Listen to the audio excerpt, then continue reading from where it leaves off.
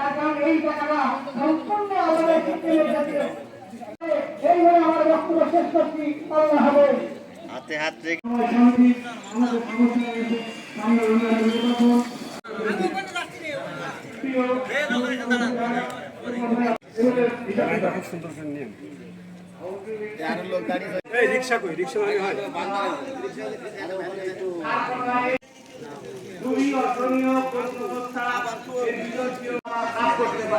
এরকম সুযোগ দেওয়া হয়।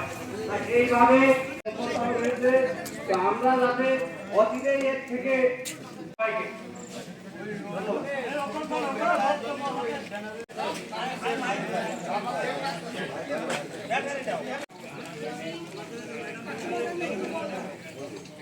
ডক্টর ইউনূসের বাংলাদেশে বৈষম্য চলবে না। সাবধান করে দিচ্ছি, পরবর্তী আমাদের আন্দোলন আরো কঠোর হবে। যে মানুষের একটা ন্যূনতম ভিত্তিকির ভিতরে যে 3-4টে কোয়ালিটি হয়ে আছে, এই বিষয়কেও আমরা কথা বলছি না।